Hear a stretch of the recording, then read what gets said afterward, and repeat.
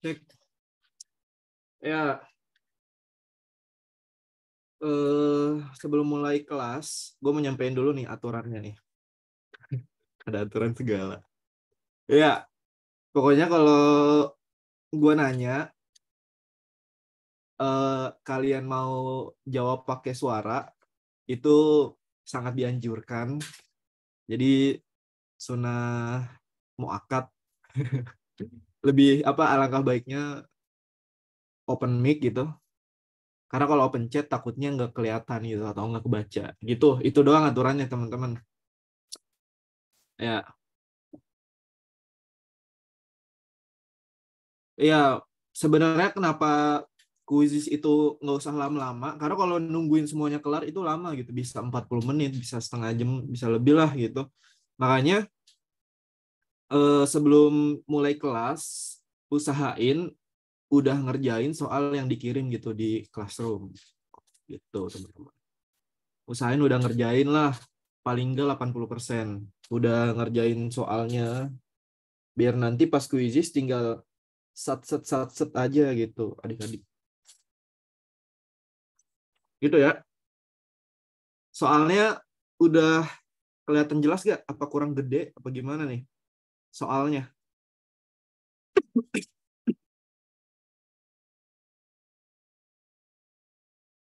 Open mic dong jawabnya. Jelas, Kak. Pas kok, Jelas ya? Kak. Jelas. Iya. Jelas, Kak. Gue kan mungkin nggak bakal terlalu intens buka obrolan. Ya. Assalamualaikum warahmatullahi wabarakatuh.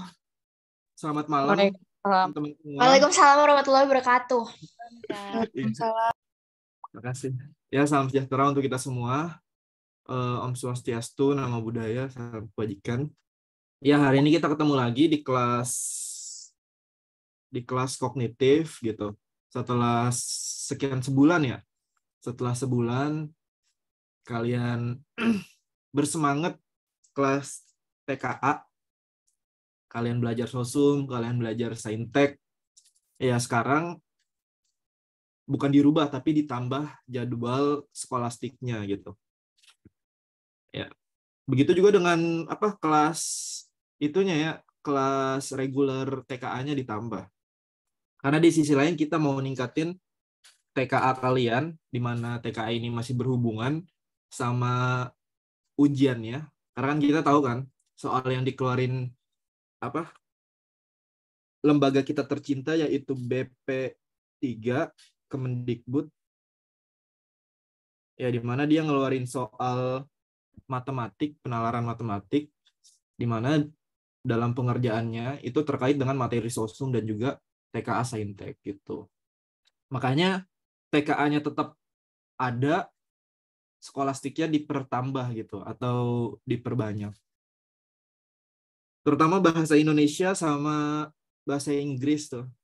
Kalian harus benar-benar apa namanya? Manfaatin banget apa namanya pembelajarannya. Karena jujur dulu pun gue di apa namanya di UTBK ya, pas angkatan gue itu kelemahan gue banget itu ada di bahasa, teman-teman. Dimana bahasa Inggris gue benar-benar enggak ngisi samsek gitu. Terus apa namanya bahasa Indonesia cuma bener berapa, 4 kalau nggak salah. Gue lemah banget waktu itu di materi terkait literasi. Mungkin ya karena gue dulu SMP SMA kurang serius belajar bahasa Inggrisnya gitu, apalagi bahasa Indonesia sama aja. Agak rada nyesel dulu emang. Kenapa dulu gue nggak semangat gitu belajar bahasa Inggris. Malah kerjaan gue tuh sehari-hari apa namanya suka ngeledekin guru bahasa Inggris gue. Jadi guru bahasa Inggris gue ceritanya udah tua kan. Dia udah 1 tahun lagi pensiun dulu. Nah, setiap belajar itu pasti suka ngeledek muridnya gitu. Namanya anak SMP kan lagi apa biang-biangnya gitu. Lagi bandel-bandelnya, ya gak? Gue katain dia, maksudnya kayak looking gitu manggilnya. Astaga, sedih banget. Looking gitu, looking. Terus kalau dia nanya, gue jawabnya sembarangan gitu. ada kali berapa ya? 5 kali gitu. Gue pernah digampar pakai kamus. Tanya aja Kak Imam. Emang guru bahasa Inggris tuh udah tua, terus enteng tangan gitu, sering ngegampar muridnya pakai kamus. Cuma emang mungkin emang tipikalnya orang Sumatera, dia emang agak tegas orangnya gitu. Jadi kalau ada yang mengganggu jam pelajaran dia, itu pasti ya bakal diomelin gitu. Terutama gua. Kalau Kak Imam sama Kak Iksan gue nggak tahu dulu bandel apa enggak. Pokoknya dulu gue lumayan agak, bukan bandel sih kalau gue tuh, lebih ke bocah iseng gitu. Bocah iseng. Kalau nggak bawa kamus diomelin dulu tuh, ya Allah. Kalau inget-inget ya, astagfirullah. Rasanya kurang dingin bentar. Ya kita mulai ya. Diketahui ada 5 jenis ponsel dari merek X yang dijual di toko Y. Hanya ponsel GB, GD, dan GE yang dilengkapi kamera. Berarti ini lebih ke fitur ya. Berarti ada fitur kamera. Ada fitur kamera ya. Ada apa aja nih di fitur kamera? Ada handphone GB, ada handphone GD, sama handphone GE. Ya, seperti biasa ya, kita catat-catat dulu nih. Terus yang kedua, hanya ponsel GA, GC, dan GD. GA, GC, dan GD yang dilengkapi oleh koneksi internet. Berarti yang kedua ini dia ada internet ya. Terus yang ketiga, ponsel yang dilengkapi memori eksternal. Berarti ada memori eksternal. Ini memori deh, kita tulis. Memori. Memori ada apa aja nih? Ada GA, GB, dan GE. GA, GB, dan GE. Pertanyaannya, jika seseorang ingin membeli 2 ponsel yang dilengkapi dengan koneksi internet, dengan kamera, dan yang lainnya dilengkapi memori eksternal. Nah, berarti dia mau beli 2 ponsel ceritanya. 2 HP lah gitu. Di mana 2 HP itu, yang pertama itu dia pengen ada kamera sekaligus internet gitu. Gitu teman-teman. Yang kedua, dia pengen HP-nya itu dilengkapi sama memori eksternal. Memori eksternal, teman-teman. Nah, kira-kira ponsel mana yang akan dipilih secara berurut ya? Ingat nih, di soal ini tulisannya secara berurut. Berarti yang di sini itu harus jadi yang pertama, yang ini harus jadi yang kedua. Gitu ya, berurut teman-teman. Jawabannya apa nih? Nomor 1. Nomor 1.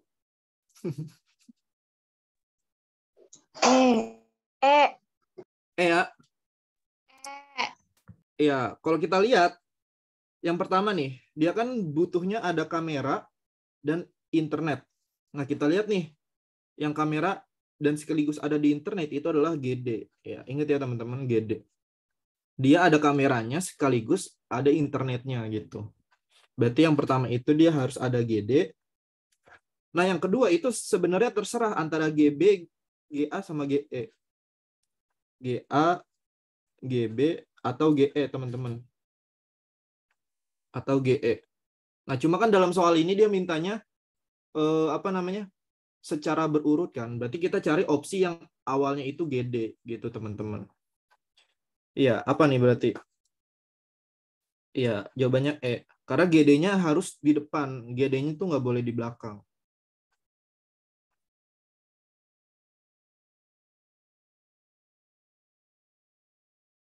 Gue pindahin ke bawahnya dah.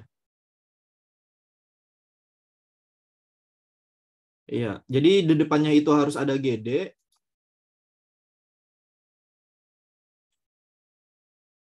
Terus baru belakangnya terserah antara GA, GB, dan GE. Aman ya teman-teman? Sampai sini aman? Ya, paham ya? Nah, kita masuk ke nomor 2. Kita masuk ke nomor 2. 6 orang sedang duduk berderet di bangku dengan nomor urut 1 sampai 6. Jadi ada 6 kursi nih ceritanya. Ada kursi ke-1, ada kursi kedua, 3, 4, 5, dan 6. Emi duduk di kursi paling pinggir. Ini kita gambar dulu di luar di luar angka ini ya. Emi duduk di paling pinggir. Ya anggaplah di sinilah pinggir gitu. Ini Emi.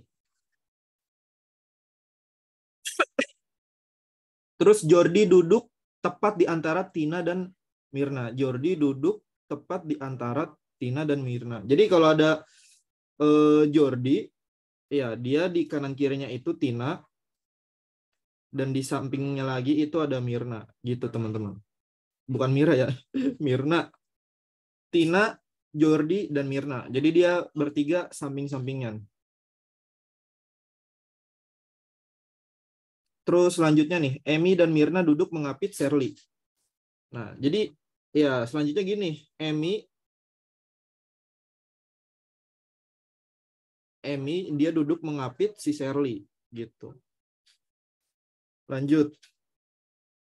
Jika Emi duduk di kursi nomor 6. Nah, ini udah ada keterangan nih. Kita catat si Emi. Ya, dia kan paling pinggir ya. Ini Emi. Berarti samping Emi itu siapa? Shirley. Samping Shirley siapa? Mirna. Mina gitu. Samping Mina Jordi. Samping Jordi Tina. Terus berarti yang duduk paling depan siapa? Ya, di samping Tina duduk Dita. Berarti Dita di sini. Ya, jadi urutannya gini. Pertanyaannya, siapa yang berada di kursi urutan kedua dan keempat? Ya, kedua Tina, keempat itu Mirna. Berarti jawabannya adalah Tina dan Mirna. Jawabannya adalah B. Iya, gitu. Masih gampang ya, teman-teman.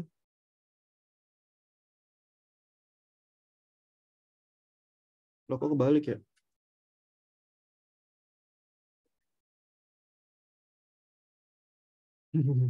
Kebalik.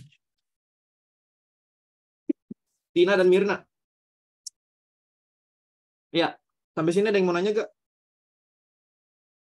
Enggak. Aman ya? Aman kok. Ya, barusan ada pengumuman apa dari masjid. Kalau ada yang punya baju lebih, pakaian lebih, itu boleh dibawa ke masjid buat disumbangin ke Cianjur. Ada yang orang Cianjur gak di sini? Udah ada. Aku enggak masnya. Aku Kak orang Cianjur. Cianjur. Bohong. Atau yang deket, yang kemarin kedampak rumahnya siapa teman-teman? Gue mau nanya nih. Arpan, ada gak Arpan? Arpan tuh jadi relawan dia Kak. Oh, Arpan jadi relawan, keren Napis banget. tuh kan, Napis. Napis, serius? Napis? Yang kena dampak gitu, paling enggak. Bintang. Enggak. Siapa? Oh iya, bintang. Yang sabar ya, buat teman-teman yang terdampak. Kemarin Ya, ada tuh yang rumahnya hancur katanya. Yang username-nya keren banget F. emang. Gue seumur-umur ya, semenjak semenjak dewasa gitu, baru pertama kali ngerasain atau ada gempa, tapi gempanya itu di deket daerah gua gitu atau di daratan. Biasanya kan di bawah Banten tuh, di bawah Sukabumi, di lautnya gitu pusat gempanya atau episentrumnya. Tapi yang kemarin itu benar-benar di Cianjur gitu, di daratannya. Sampai berdampak ke Sukabumi, ke Bogor, ke wilayah sekitarnya gitu. Baru kali ini gitu maksudnya. Sebelum-sebelumnya biasanya agak jauh letaknya gitu. Ya. Yang kadang emang kalau kita ngomongin gempa ya, itu ada yang disebut juga namanya efek domino. Jadi efek domino itu ketika suatu wilayah itu ada pergerakan sesar atau pergerakan energi secara tiba-tiba gitu yang mengakibatkan gempa, itu bisa memicu wilayah lain juga terjadi gempa. Sama kayak 2018, mungkin kalau kalian masih ingat, itu benar-benar tahun banyak banget gempa gitu di Indonesia. Pertama ada di di Palu dan Donggala waktu itu. Terus di Lombok waktu itu. Terus juga di daerah Lampung waktu itu ada gempa juga, walaupun nggak sekuat Palu sama di Lombok. Terus juga di akhir tahun 2018 ya, itu ada erupsi anak Krakatau yang akhirnya ada tsunami kan di Selat Sunda.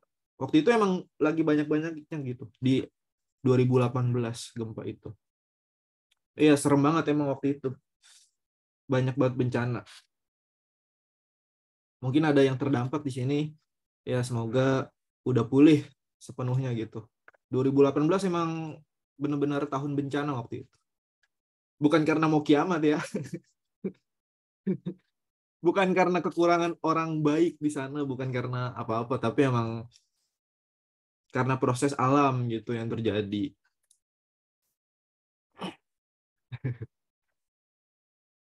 Soalnya kalau ngomong Cianjur ya, gue lumayan sering sih ke Cianjur. Jadi gue tuh dari kecil sering banget main ke Cibodas. Kalau kalian tahu, Cibodas tuh di daerah puncak, agak sono dikit gitu, deket ke, udah masuk wilayah Cianjur sebenarnya Cibodas. Gue dari kecil sering banget ke Cibodas. Banyak banget foto gue waktu kecil lagi main di Cibodas.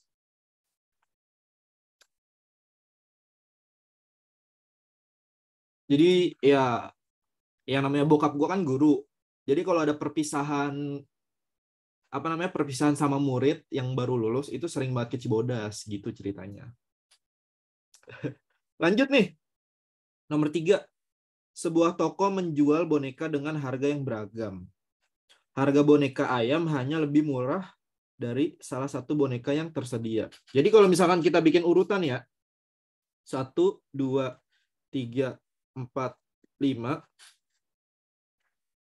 Harga boneka ayam hanya lebih murah dari salah satu boneka.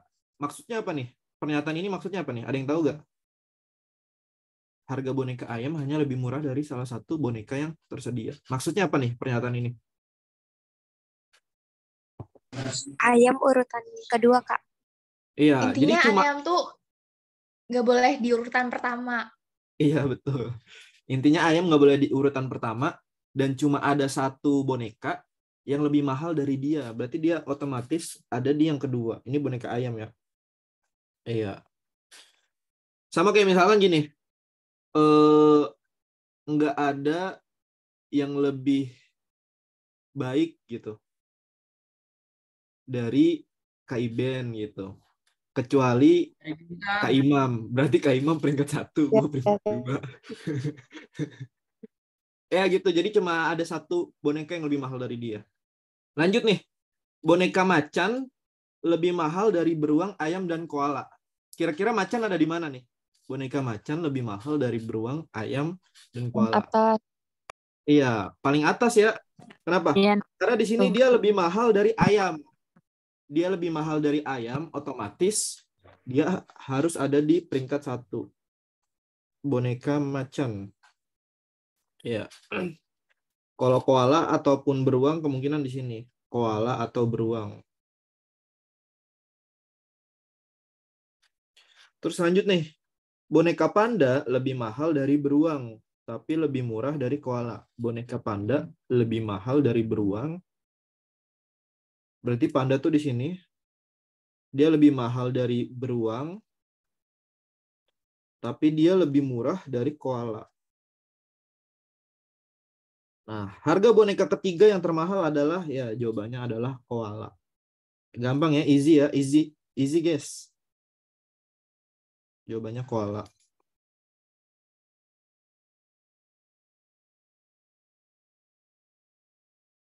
Lanjut nih ke nomor 4. Lumayan agak susah nih nomor 4. Kalau 1, 2, 3 tadi masih gampang guys.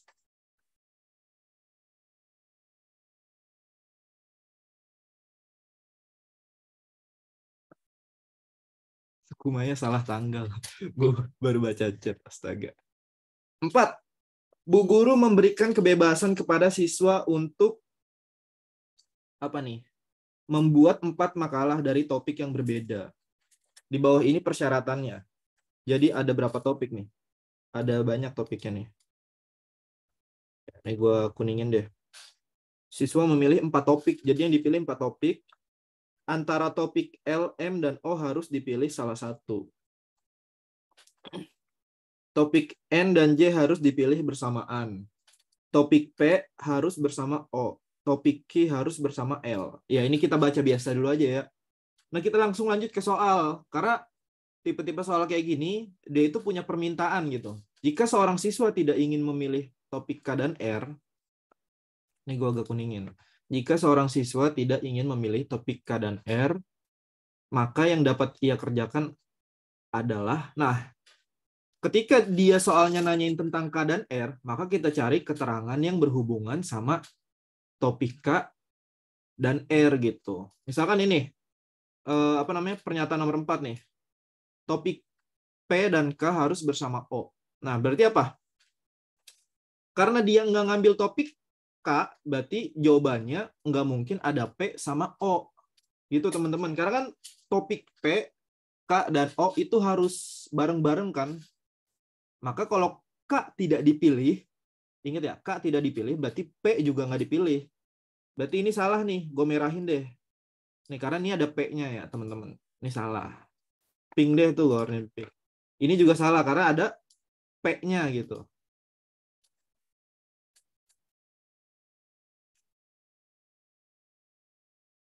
Ya, ini juga salah, karena ada P-nya. Mana lagi nih? Nah, kita lihat keterangan yang dua ini. Antara topik L, M, dan O harus dipilih salah satu. Nah, berarti yang opsi B ini salah. Kenapa? Karena di opsi B ini topik L sama topik M itu ada di satu opsi. Sedangkan di keterangan nomor 2, topik L dan M harus dipilih satu aja gitu. Berarti yang ini juga salah. Nah, ini gua kasih warna pink. Ya, gitu. Nah, pilihannya tinggal dua nih, JLNQ atau JMNQ. Apa nih jawabannya nih? AKA. A ya. Ya. Kenapa yang E salah? Pertanyaannya kenapa yang E salah? Karena yang E itu Karena M yang- dan M-nya bersandingan, Kak. Iya, betul. Ada lagi yang lain? JMNQ. Kalau yang E kenapa salah nih? Karena di sini kan ada Q ya. Di E itu ada Q. Nah, sedangkan Bersamaan dengan L. iya, betul. Di keterangan nomor 5, topik K harus bareng-bareng sama L. Jadi jawaban yang paling tepat A. Ya, ini lumayan susah juga nih, nomor 5 nih. Next ya, kita ke nomor 5. Ini gue hapus saya dah. Ya, kita ke nomor 5. Kak Iben, Yuk. mau tanya, kalau soal yang Aduh. kayak gitu tuh lebih harus sering latihan gitu nggak sih daripada kita ngafalin rumus? Karena nggak ada rumusnya kan? Gini sih, kalau soal kognitif kayak gini, emang pada dasarnya rumusnya atau materinya itu nggak ada gitu. Karena kan ini lebih ke kemampuan membaca sama kemampuan kita dalam mengelola informasi dari yang sifatnya umum ya, ke sifatnya yang lebih khusus gitu. Ya, ini kan mungkin lu udah pernah belajar kan, umum ke khusus itu kan berarti cara berpikir apa? Deduktif kan? Ya, karena emang pada dasarnya yang namanya kemampuan analitik ya, kemampuan yang mengelola informasi yang sifatnya itu kompleks gitu, yang sifatnya banyak, ke sesuatu yang lebih khusus gitu, atau ke sesuatu yang menuju biasanya ke sebuah kesimpulan lah, ke sebuah pertanyaan gitu. Jadi ya ini lebih ke gimana kita mengelola informasi aja gitu sih. Karena menurut gua ya, kenapa soal analitik ini itu dijadiin contoh gitu pas konferensi pers Nadiem kemarin, karena kemampuan berpikir deduktif ini itu diperluin banget buat mahasiswa gitu, baik lu di jurusan kedokteran, di jurusan hukum, di jurusan macam-macam lah. Kenapa kayak gitu? Karena kan misalkan kedokteran lah, lu punya banyak informasi yang sifatnya umum terkait dengan diagnosa penyakit orang gitu. Kayak misalkan gua dulu nih pas SMP ya, pas dicek di dokter, gua itu sering ngeluarin lendir gitu dari hidung atau ingus gitu. Terus kadang ingusnya itu suka berdarah gitu. Terus kalau tidur suka mampet gitu, hidungnya susah napas gitu. Itu kan informasi yang sifatnya umum kan. Informasi yang banyak yang sifatnya umum, dari situ dia bisa mengambil diagnosa ke sebuah penyakit yang sifatnya itu khusus gitu, atau informasi yang lebih khusus. Jadi itu berpikir deduktif dari umum, dari banyak informasi nih. Ya, akhirnya dia mendiagnosa. Akhirnya waktu itu gue katanya punya sinusitis gitu. Mungkin lu ada yang pernah dengar gitu, sinusitis. SMP gitu. Ya, jadi sinusitis itu kayak ada banyak cairan lah gitu di dalam saluran pernapasannya gitu. Karena jarang dikeluarin gitu. Mungkin waktu kecil gue bandel gitu. Ingus bukannya dikeluarin, disedot lagi gitu. Akhirnya numpuk, terus terjadi infeksi di dalam, suka berdarah.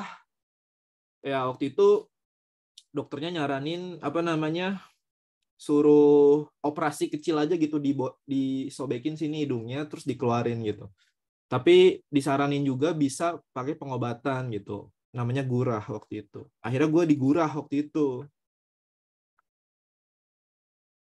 Ingat banget. Kalau kayak gini nggak ada itunya, kayak nggak ada cara-caranya, Kak.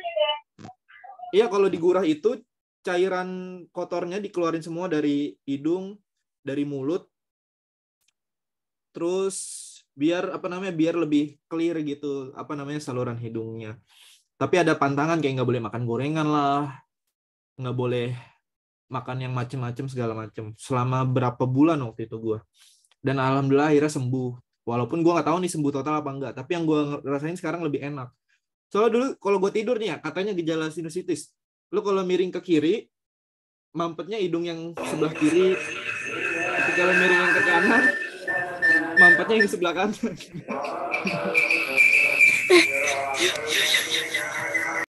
Ini siapa nih? Siapa itu yang lagi maulid? Omelin Nafis, omelin Tis. Ya gitu. Atau enggak misalkan selain kedokteran deh, misalkan lu jurusan Teknik, Bang. misalkan teknik gitu. Lu dihadapkan sama sebuah mesin yang lagi rusak. Ternyata pas dicek-cek, oh alasannya ini, dan lu tahu gitu, rusaknya tuh di mesin apa gitu, di bagian mana, di spare part mana gitu. Ya atau enggak di teknik sipil gitu. Lu punya punya proyek gitu, lu ketua proyeknya, suruh ngebenerin jalan tol. Alasannya kenapa jalan tol ini udah sering diaspal tapi rusak lagi. Nah, ternyata itu terkait dengan besi pembangunnya yang kurang cocok ukurannya gitu. Setelah lu cek-cek, oh ini ternyata besinya ukurannya nggak pas, kekecilan ternyata, makanya rusak mulu aspalnya. Gue sering nonton tuh di di YouTube. Dia itu kayak kontraktor yang sering dikontrak buat benerin jalan lah terkait pembangunan gitu. Seru banget kalau kayak gitu. Ya, kontraktor konten, gue lupa namanya siapa ya. Bapak-bapak pokoknya pakai helm proyek mulu. Itu teman-teman, itu namanya berpikir deduktif gitu, dari sesuatu yang sifatnya umum ke ke sesuatu yang lebih khusus gitu. Ini menurut gue aja kenapa makanya soal ini dipakai di di SBMPTN tahun ini. Kak Iben, berarti kalau tipe soal kayak gini nggak ada cara cepatnya ya? Ya, sebenarnya kalau ngomongin cara cepat, yang namanya cara cepat itu nggak bisa dipakai di semua soal gitu. Tapi kita pribadi bakal bisa punya cara cepat kalau kita udah terbiasa ngerjain soal tersebut. Kayak misalkan ketika lo ngerjain persamaan matematik gitu, tanpa misalkan lu harus bikin persamaan matematik, lu tinggal kali atau bagi, lu tinggal tambah atau kurang, lu bisa dapat jawabannya gitu. Karena lu udah terbiasa bikin persamaan matematik, jadi tanpa ditulis udah kebayang gitu di otak lu persamaan matematiknya gimana, apa yang harus lu lakuin, step selanjutnya apa gitu. Jadi lebih ke kalau skolastik ya, itu lebih ke kebiasaan kalian sih. Mungkin gue di awal pernah bilang gitu, skolastik itu kayak olahraga. Misalkan bulu tangkis gitu. Secara teori mungkin bulu tangkis itu nggak banyak gitu. Antara lain ada smash, ada apa? Backhand, ada forehand gitu, ada service. Mungkin teorinya itu aja gitu. Tapi yang membedain gua sama Jojo, kenapa dia jauh lebih jago dari gua? Karena dia latihannya jauh lebih banyak. Sehari misalkan bisa 10 jam dia latihan, 8 jam. Sedangkan gua mungkin walaupun gue juga tahu teorinya, tapi gue latihan main bulu tangkis itu sebulan sekali gitu, atau misalkan setahun cuma beberapa kali main bulu tangkis. Itu lebih ke kebiasaan kita sih sebenarnya. Jam terbang gitulah. Ya gitu. Ya jadi nggak ada cara cepat. Yang ada lu terbiasa ngerjain soal. Ya gitu, makanya kita sering banget ngasih soal kan, nuklir bom, soal ini soal itu, bahkan tryout seminggu sekali gitu, dimana tryout itu bisa lu reset cuma butuh 1 tesseract kan. Bayangin gitu, kalau misalkan lu kan harga 1 tryout itu berarti berapa tuh, 25 tesseract kan, 25 tesseract lah gitu, sedangkan reset itu dia cuma 1. Berarti kan apa 1/25 harga aslinya kan.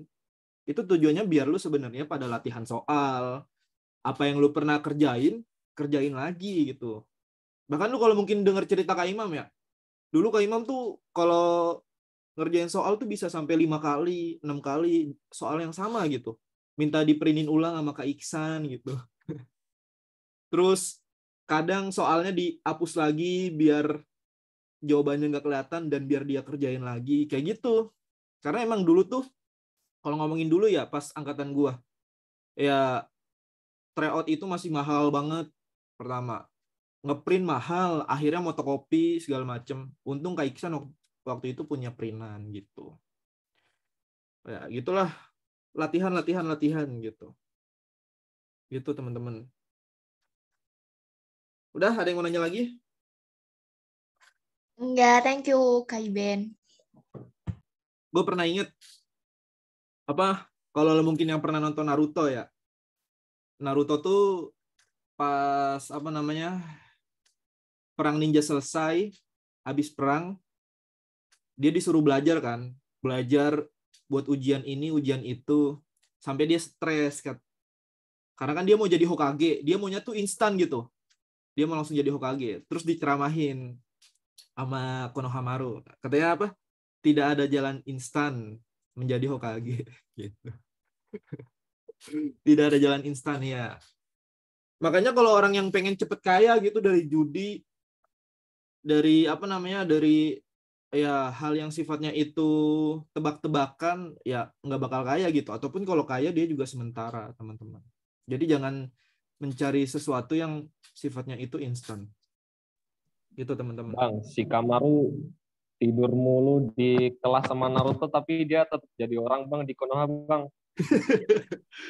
Itu kan kalau di kelas kan dia tidurnya kan. Di luar itu kan dia nggak tahu kan apa namanya belajarnya gimana. Sama misalkan lu punya teman di kelas, lu udah belajar belum buat ulangan gitu. Gue mah nggak pernah belajar. Tiba-tiba nilainya bagus. Itu kan mungkin ketika di kelas bisa aja dia bilang dia malas, bisa aja dia bilang dia belum belajar samsek. Tapi kan di luar kelas itu nggak ada yang tahu kan seberapa apa namanya seberapa banyak ia belajar. Karena kan misalkan nih dari 24 jam dia hidup gitu dalam sehari. Di sekolah itu berapa jam berarti? Dari jam 7 misalkan. 8, 9, 10, 11, 12, 13, 14, 15. 8 jam. 8 jam ini itu kan cuma 1/3 kan dari waktu dia. Sedangkan sisanya berapa? 16 jam. Kita nggak tahu nih dia itu ngapain gitu. 16 jam. Bisa jadi dia belajar. Bisa jadi dia nonton YouTube yang edukasi. Sama kayak si Kamaru, bisa jadi dia belajar. Makanya dia pintar. Sasuke jenius. Ya, apa namanya? Sesuatu yang jenius dari lahir itu apa namanya? Mungkin cuma ada di film kali ya, kalau menurut gua. Karena emang mau nggak mau orang itu pasti belajar, latihan. Sama kayak apa? Ilmuwan-ilmuwan yang nemuin lampu, nemuin apa segala macam, pasti mereka ngelakuin itu percobaan ratusan kali, ribuan kali gitu.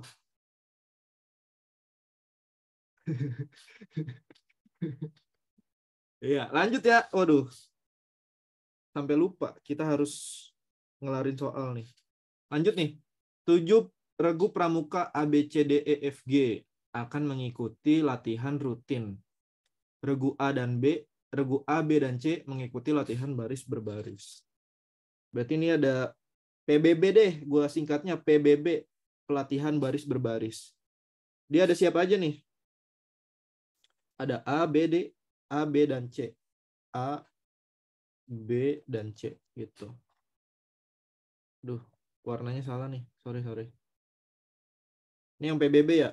PBB. Dia ada apa aja nih? Ada A, ada B, dan ada C.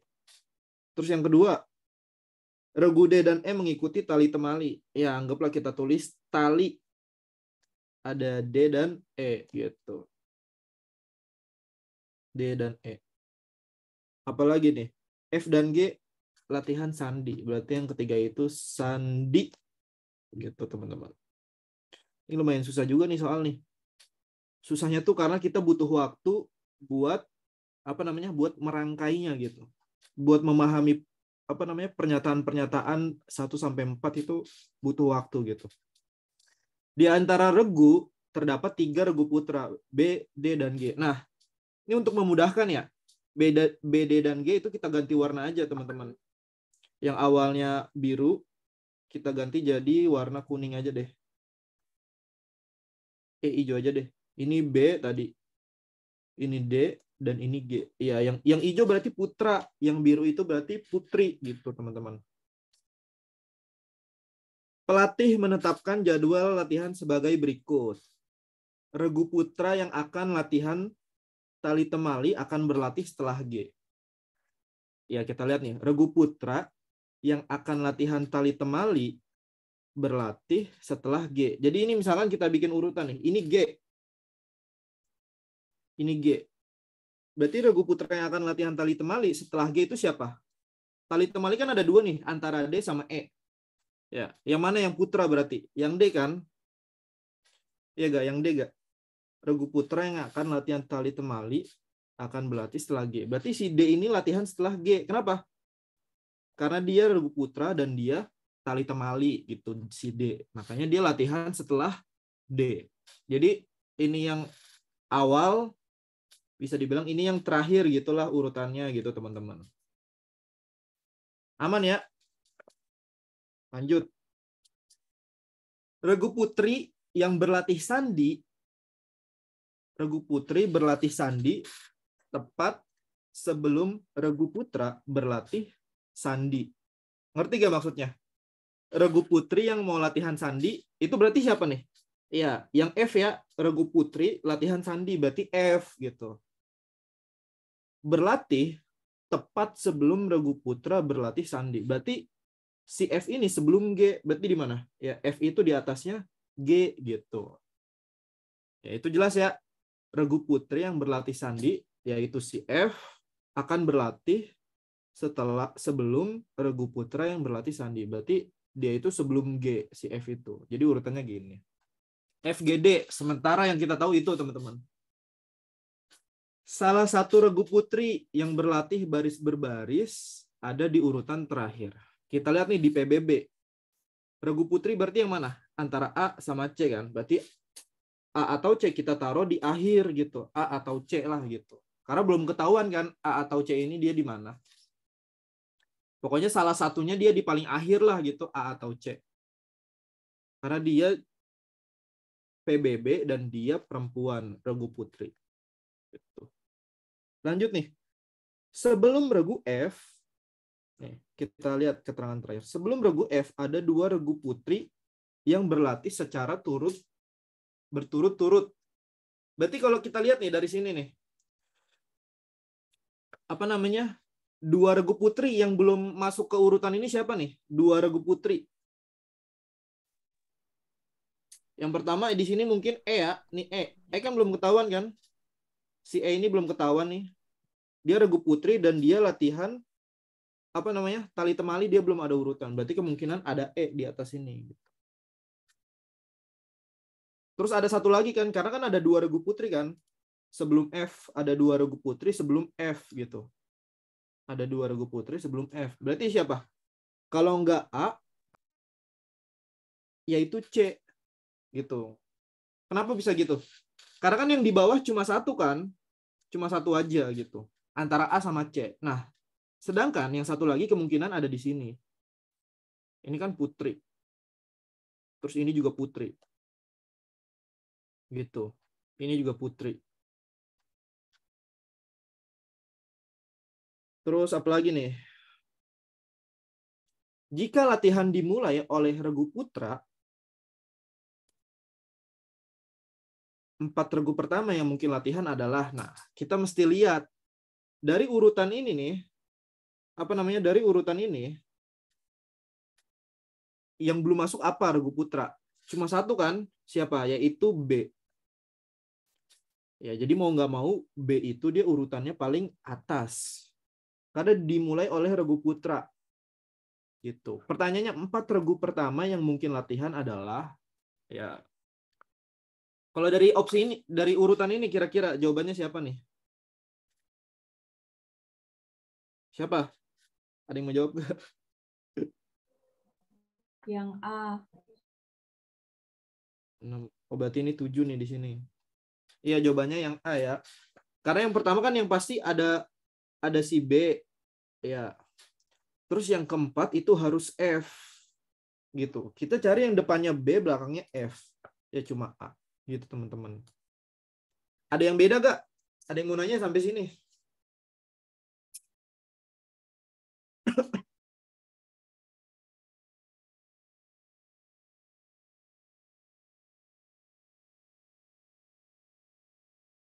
Ah ya, aman ya. Bagus, bagus. Lanjut nih, kita ke nomor 6. 5 orang bernama PQRST mengikuti lomba renang. Ki mendahului P. Kita langsung catat deh. Ki mendahului P, berarti Ki itu ada di atas P deh. Kita catatnya gitu. Ki ada di atas P gitu. Ki mendahului P, berarti Ki ada di atas P. S didahului oleh T. S didahului oleh T. Ini kita agak samping dikit ya. Karena kita belum tahu nih. S didahului oleh T.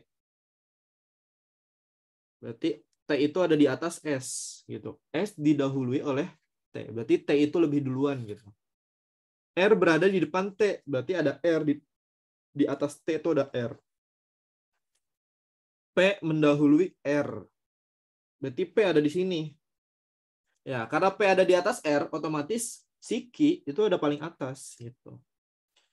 Pertanyaannya, perenang yang menjadi juara kedua yaitu siapa? Yaitu P. Ya, jawabannya berarti A. Aman ya, gampang ya. Masih gampang. Yang susah tuh nanti yang ini nih. Nomor 10 nih susah. Nomor berapa lagi yang susah, teman-teman? Nomor berapa lagi yang susah? Nomor 13, nomor 15. Iya, 13, 15 itu lumayan susah. Karena gue aja awal-awal ngerjain lumayan terkecoh. Nomor 9 susah gak menurut kalian? Nomor 9. Nomor 9 susah. 12 susah, emang susah ya? Gampang sih sebenarnya. Nomor 9 susah. Nomor 9 lumayan susah. Ya, cuma kita bahas nomor 7 dulu. Nomor 7 gini. Ini gue agak di samping sini aja deh. 8 orang A, B, C, D, E, F, G sedang belajar dengan menggunakan meja persegi panjang dan 4 kursi yang saling berhadapan. Jadi ini ada meja lah ibarat gitu. Ini ada meja. Ini meja tengah. Yang merah nih, gua arsir nih meja ya, ibarat gitu. Terus ada kursi di sini. Ini ada kursi. Ini gue batasin aja deh. Tek, tek, tek gitu. Ini ada kursi, ada 4 posisi berarti. Ya, gini ya. Ya gitu deh. Iya, dia saling berhadapan. E dan G duduk di ujung meja pada sisi yang sama. Si E dan G duduk di ujung meja. Lu terserah mau ditaruh di mana, pokoknya dia harus di ujung. Itu cara pertama. Lu mau taruh di sini dan di sini bebas. Atau lu mau taruh di sini sama di sini itu juga nggak apa-apa. Karena ujung-ujungnya kalau lu nyesuaiin sama urutannya pasti jawabannya sama. Anggaplah beginilah, E dan G duduk di ujung meja pada sisi yang sama. Gitu. Jadi dia harus satu baris dan dia harus ujung-ujungan. C duduk berseberangan dengan A dan F. Ya, ini belum jelas ya keterangan ini. Ini kita simpen dulu buat belakangan. Ini kita simpen buat belakangan karena belum jelas. D duduk di ujung meja tepat di depan E. D duduk di ujung meja tepat di depan E. Berarti D di sini ya, di depan E. Nah, di ujung dan depan E gitu. Terus ada lagi nih. H tepat duduk di sebelah B. Gitu. H duduk tepat di sebelah B. Jika G dan H berhadapan, berarti H di sini ya, dan B ada di sampingnya. Jika G dan H duduk berhadapan, yang duduk sebelah D siapa? Nah, baru kita baca nih keterangan yang kuning ini nih. C duduk berseberangan dengan AF. Jadi mau nggak mau, C itu di sini, seberangnya A, dan seberangnya F gitu. Jadi ini berseberangan gitu. Berseberangan dia bertiga. Gitu. Jadi kalau ada keterangan yang sekiranya belum ada kejelasan terkait posisinya atau terkait jumlahnya atau terkait urutannya, itu kalian boleh spend dulu, kalian baca keterangan yang lain. Jangan sampai kepikiran gitu. Ini di mana ya gitu. Ini di mana, di atas apa di bawah gitu ya. Ini satu apa kedua gitu. Kalau belum ada keterangan yang jelas, ya sangat dianjurkan untuk dilewatin dulu. Karena kadang bikin stres kayak gitu. Jujur aja. Kadang gue kan ngambil soal dari UTBK SBMPTN 2011, 2009. Dan menurut gue soalnya lumayan susah nih analitiknya. Kadang gue kalau lagi ngejawab soal tuh kepikiran gitu. Ini di mana ya? Gue otak-atik. Ya, setelah gue lewatin keterangannya, gue baca keterangan selanjutnya, ya baru ada titik terang gitu. Sama halnya kayak di dunia nyata kan, kadang yang kelihatan di depan mata itu kita pusingin gitu. Padahal setelah kita maju selangkah, semuanya baru terang gitu. Semuanya baru, informasinya baru kelihatan jelas. Gitu. Itu teman-teman. Pertanyaannya, yang duduk sebelah D siapa? Yang duduk sebelah D adalah C. Ya, jawabannya adalah C. Jawabannya adalah C. Lanjut kita ke nomor 8. Ibu guru membagikan 5 siswa berprestasi sesuai dengan buku favorit mereka. Hanya tersedia 1 buah buku untuk setiap jenis buku. Berikut adalah favoritnya. Jadi 1 orang itu cuma dapat 1 buku, teman-teman. Keterangannya itu ya, 1 orang dia cuma dapat 1 buku atau 1 jenis buku. Kita catat nih satu-satu. Tita menyukai kamus dan buku agama. Ini ada Tita yang pertama. Tita itu suka kamus dan agama. Kita bikin koma aja ya, kamus dan agama. Masya Allah Tita emang nih. Sinta suka buku sains. Ini Sinta. Dia suka buku sains. Dia suka buku kamus. Dan dia suka buku agama. Sama satu lagi Sinta, dia suka sastra ya. Buset, semuanya dia doyan. Reni suka buku agama aja gitu. Si Reni, dia cuma buku agama aja. Gitu. Mungkin Reni ini agamis banget kali ya. Kila suka buku agama dan sastra. Kila, agama dan sastra. Dian sastra. Ada lagi terakhir Putri. Putri itu suka buku sains, agama, sastra, apalagi nih terakhir nih, sama sejarah. Pertanyaannya, buku yang harus diberikan kepada Putri gimana nih? Cara biar kita tahu si Putri itu bakal dapat buku apa, itu caranya gimana, teman-teman? Pilih yang paling sedikit. Bener, gimana tuh pilih yang paling sedikit? Dieliminasi dulu, itu kan ada yang pilihannya cuma satu. Nah, si Ya. Rani dieliminasi dulu, untuk agama semua dicoret. Iya betul. Berarti si Reni dapat agama fix dia nih. Maka yang ada agamanya kita coret. Ini agama kita coret. Ini agama kita coret. Dia nggak bakal dapat agama. Dia nggak bakal dapat agama. Gitu. Bener. Kata Napis. Berarti otomatis si Tita dia dapat kamus kan. Nah yang ada kamus kita coret juga. Ini kamus kita coret. Ya cuma itu. Nah si Sinta dapat sains. Berarti yang ada sainsnya kita coret nih. Ya coret juga. Nah, berarti ini juga kita coret sastra. Karena si Kila udah dapat sastra gitu. Nah, sastra kita coret. Yang sisa siapa? Ya, sisa sejarah buat Putri. Jadi berawal dari Reni, ke Tita dan Kila, kemudian ke Sinta, baru nanti ke Putri. Jadi jawabannya sejarah. Tap. Ini nomor 9 nih. Yang menurut gue lumayan susah ya, 9 tuh. 9, kita mulai aja. Satu keluarga bertamasya ke dunia fantasi. Anggaplah satu keluarga mereka ke isekai gitu. Ke dunia anta berantah. Pertama ada bokap, yaitu ayah. Terus ada ibu. Ini gue catat dulu aja ya mungkin namanya. Ada ayah, ada ibu. Salah penulisan. Ayah, ibu. Ya, kita catat dulu. Ayah ingin pergi melihat istana boneka dan balada kera. Berarti ayah tuh istana boneka dan balada kera. Balada kera.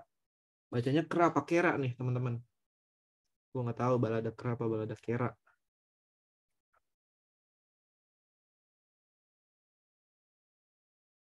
Tetapi tidak mau naik kora-kora.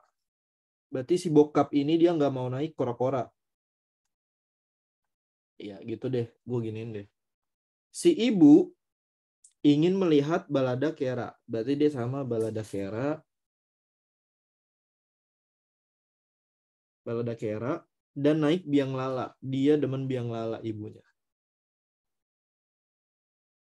Tetapi tidak mau pergi ke wahana lain. Ya.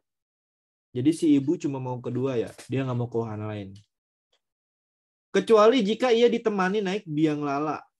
Jadi kalau dia ditemani naik biang lala nih, dia mau naik wahana lain gitu. Anggaplah halilintar gitu, keluarga halilintar, ontang-anting, atau dia naik kora-kora. Kalau misalkan pas naik biang lala si ibu ini ditemenin. Lanjut ya. Si Hari, ini ada namanya Hari ini.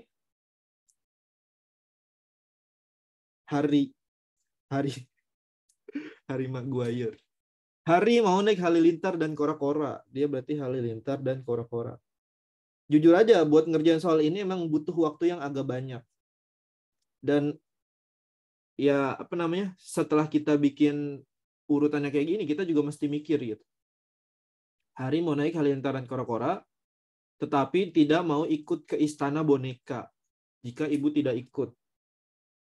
Ya ini kita iniin aja deh.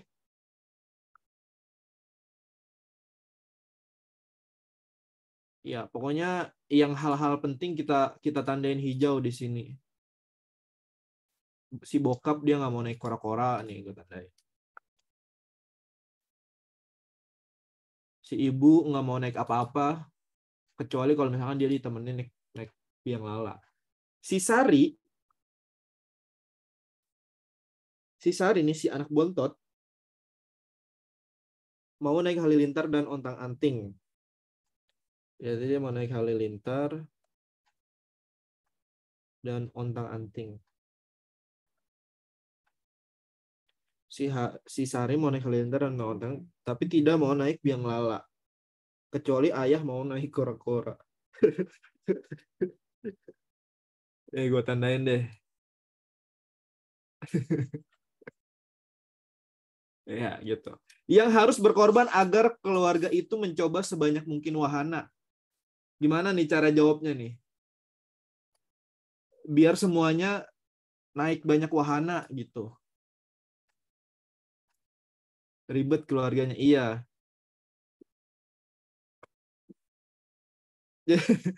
Jadi gini, ibarat udah bayar mahal nih ke dunia fantasi ini, Dufan lah ibarat gitu, dunia fantasi. Dia ke Dufan, sayang gitu sama duit gitu. Jadi mau nggak mau, maksudnya sayang duit gitu, udah keluar biaya mahal, tapi naiknya cuma 2 wahana. Nah, gimana caranya biar banyak wahana yang ditaikin. Nah, pertanyaannya yang harus berkorban agar keluarga itu mencoba sebanyak mungkin wahana adalah mungkin buat kalian yang malas ngerjain soal ini atau mungkin waktunya udah mau habis gitu, pasti kalian langsung jawab ayah atau ibu atau ayah dan ibu. Karena mau nggak mau yang namanya ayah ibu tuh harus berkorban kan buat anaknya gitu. Karena itu udah sesuatu yang udah mendarah daging lah gitu, nilai yang udah mendarah daging gitu. Dimana mereka pasti mau berkorban buat buat anaknya gitu. Sebenarnya kata kuncinya ada di kuning yang terakhir nih kalau lu lihat teman-teman. Si Sari mau naik halilintar dan ontang-anting, tapi dia nggak mau naik biang lala kecuali ayah naik kora-kora. Jadi si ayahnya ini udah jelas nih, dia nggak mau naik kora-kora. Tapi si Sari, anak bontot, anak cewek nih, dia pengen bapaknya itu kesiksa naik kora-kora gitu. Baru dia mau naik biang lala. Jadi yang pertama berkorban, kita lihat nih yang pasti harus berkorban ya ayah gitu. Jadi kalau ayahnya naik kora-kora nih, si ayah naik kora-kora, berarti si Sari dia mau naik biang lala, iya gak? Dia mau naik biang lala, gitu. Kalau si ayahnya mau naik kora-kora, dia naik biang lala. Anggaplah ayahnya berkorban, nggak apa-apalah gitu. Gue tersiksa naik kora-kora, teriak-teriak gitu. Yang penting anak gue mau naik wahana yang lain gitu. Ya akhirnya si Sari naik biang lala, anggaplah gitu. Ketika si Sari naik biang lala, ingat ya teman-teman, kita lihat yang ini nih, yang hijau ini. Si ibu bakal ke wahana lain kalau dia ditemenin naik biang lala. Ya, anggaplah si Sari itu nemenin ibunya naik biang lala, iya gak? Dia naik biang lala. Baru dia mau naik wahana lain gitu. Anggaplah dia ke istana boneka. Istana boneka. Kenapa? Karena kalau dia naik istana boneka, si Hari nih baru mau ikut ke istana boneka gitu. Jadi si Hari ini dia mau ke istana boneka kalau ditemenin sama ibunya. Berarti jadilah kayak gini. Istana boneka. Dan akhirnya semua orang itu naik 3 wahana sekaligus. Bokapnya naik istana boneka, balada kera sama kora-kora. Ibunya balada kera biang lala boneka. Hari halilintar, hari kora-kora, hari istana boneka, Sari halilintar, ontang-anting, dan biang lala. Jadi semuanya itu dapat 3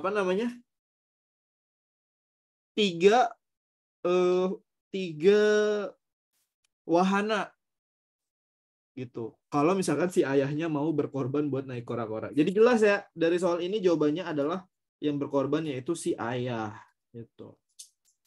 Itu gampang banget ya. Tanpa kita susun sebenarnya bisa jawab ayah gitu.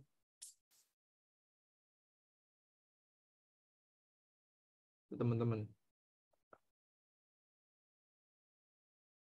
Ya, gue ulang ya. Mungkin agak sulit dipahami gitu. Pertama,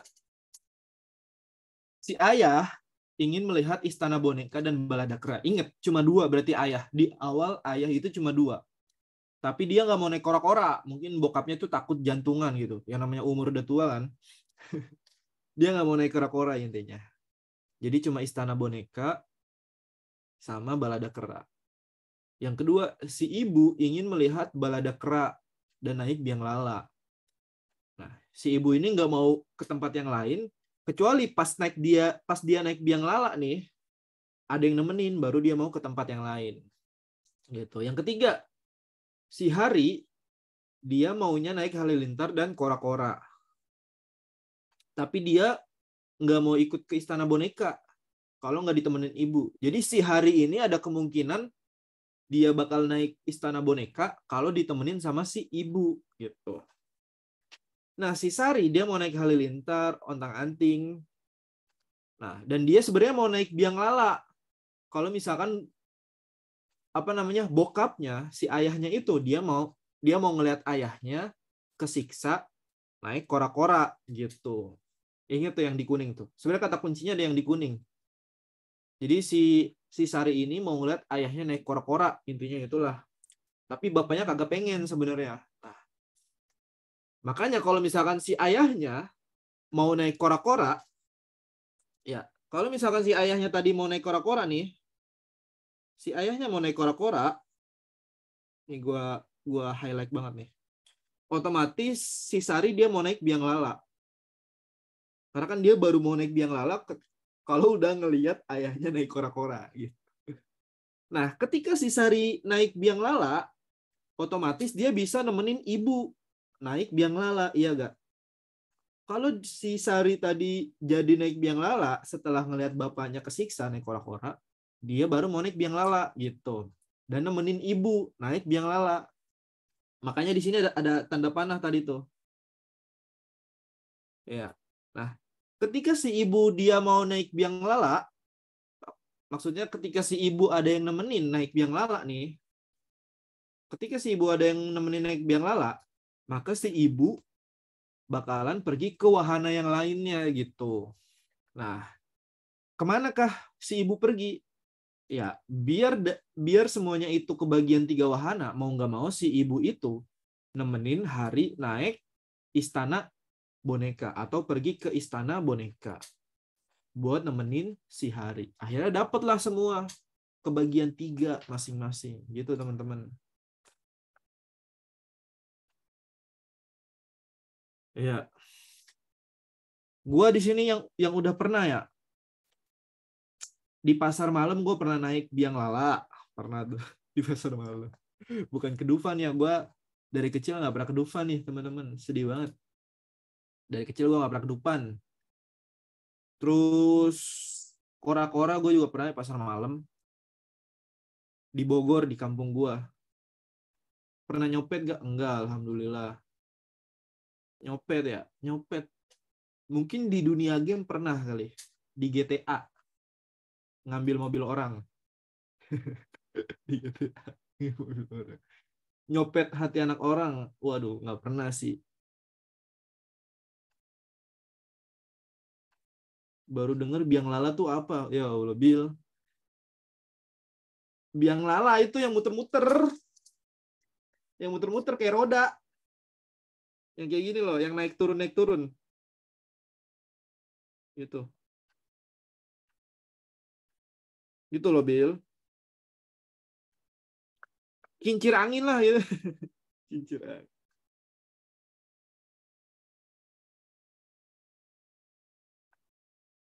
Gue jadi lupa biang lala yang kayak gimana.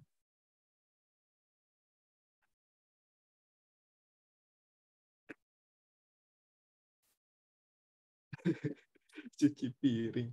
Ya lanjut ya. Nomor 10 nih. Nomor 10 nih susah juga nih teman-teman. Jadi harus memperhatikan banget nomor 10 nih. Nomor 10. A, B, C, D, E, F, G, dan H mengikuti pramuka di regu yang berbeda. Regu Raja Wali, Elang, dan Garuda. Ya, jadi ada 3 regu ya. Ada regu Raja Wali, ada regu Elang, dan ada regu Garuda. Ya, gitu teman-teman. Ada 3 regu. Setiap orang suka 2 hobi. Di antaranya membaca, memasak, dan merajut, dan melukis. Nih gue warnain dulu deh. Membaca, memasak, merajut, dan melukis. Ya, gitu ya teman-teman. D adalah anggota regu elang dan tidak suka membaca. Berarti D itu ada di sini ya, si D. D itu dia termasuk anggota regu elang dan dia tidak suka membaca. Berarti kemungkinan si D ini dia suka apa? Kalau dia nggak suka baca, kemungkinan ya dia sukanya masak, atau dia suka ngerajut, atau dia suka lukis. Ya gitu ya. Kayaknya gue harus kurangin ketebalannya nih. Dia suka memasak, dia suka merajut, atau dia suka melukis gitu teman-teman. Ya, karena dia nggak suka ngebaca. Anggota regu Raja Wali hanya F dan A. Berarti si Raja Wali dia dapat F dan A. Ya, cuma 2 Raja Wali, inget nih. Anggota regu Raja Wali hanya F dan A. Si A suka melukis. Berarti kita masukin nih si A suka lukis gitu. Si A suka melukis.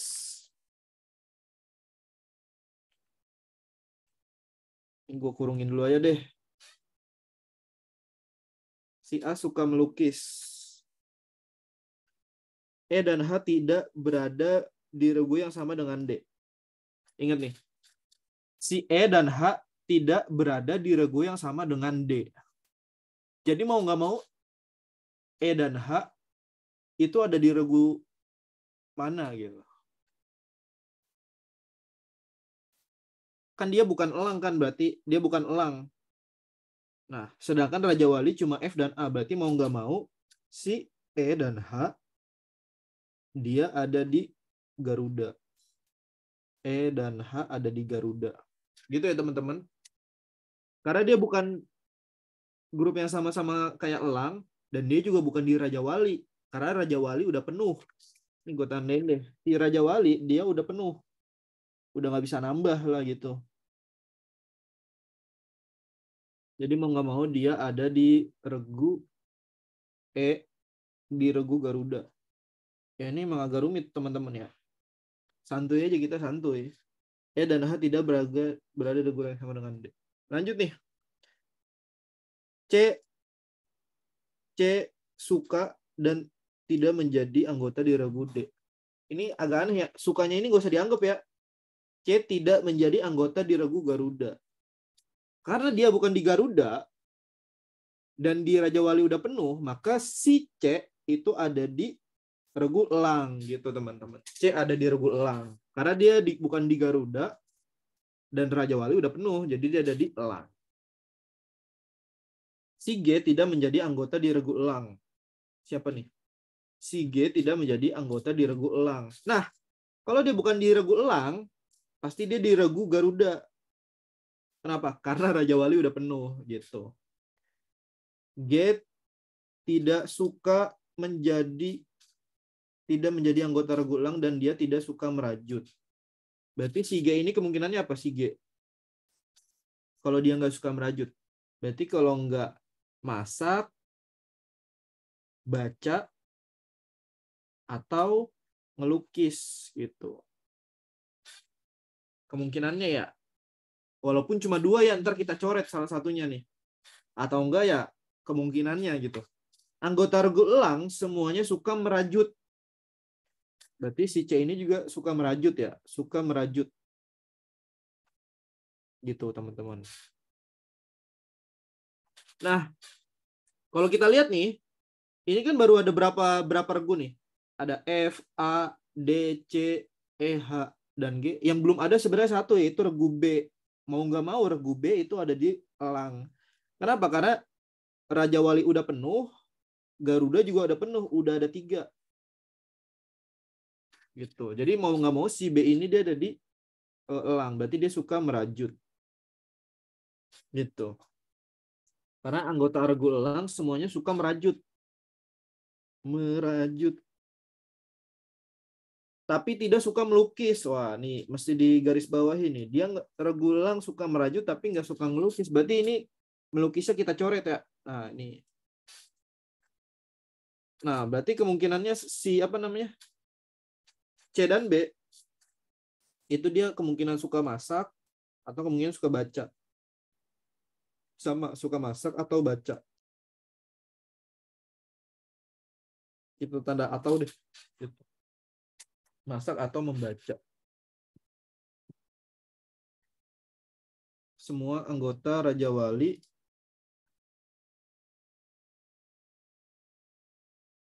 salah ya gua? Bentar.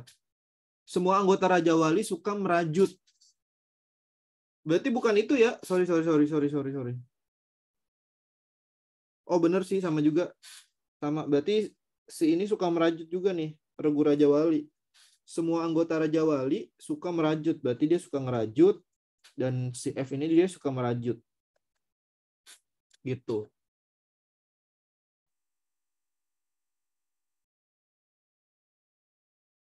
Terus mana lagi nih?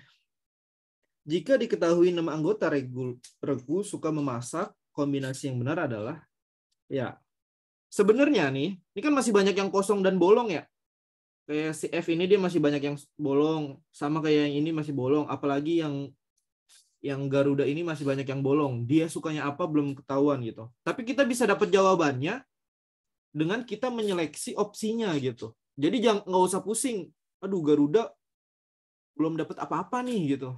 Si E dan H masih bingung dia sukanya apa gitu.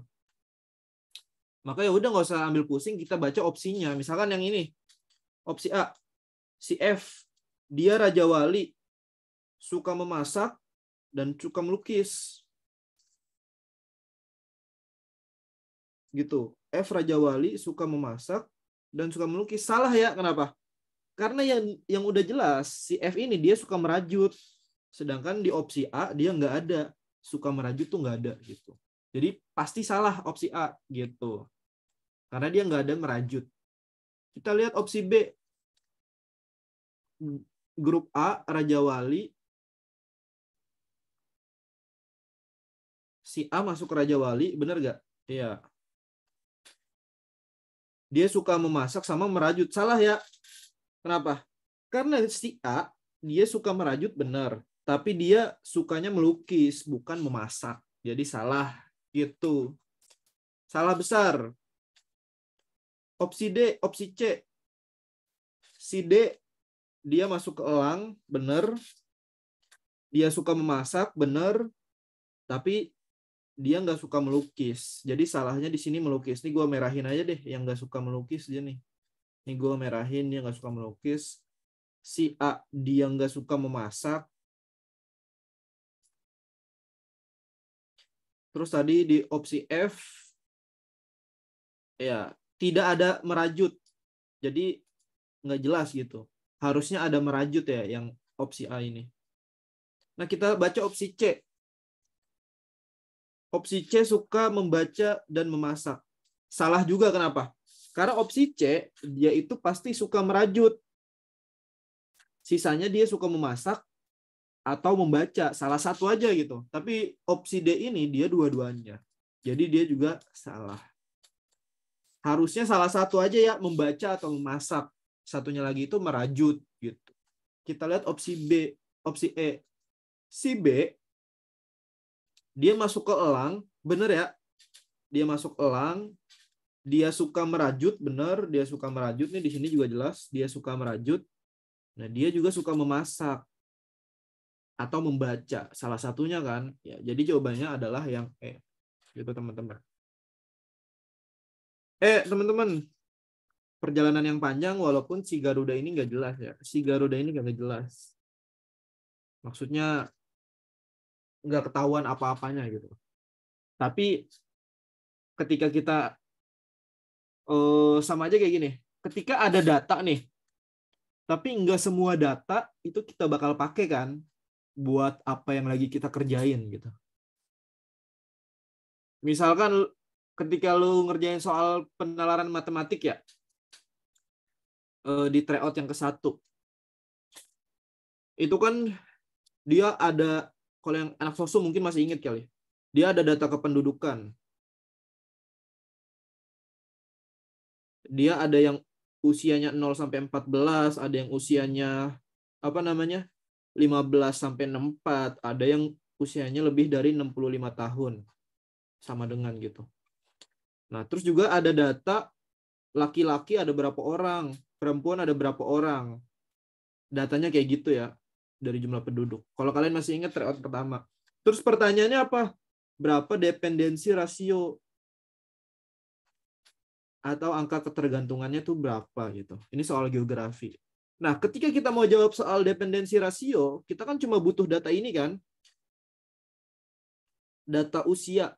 Karena kan kalau kita melihat angka ketergantungan, maka kita membutuhkan data komposisi penduduk berdasarkan usia.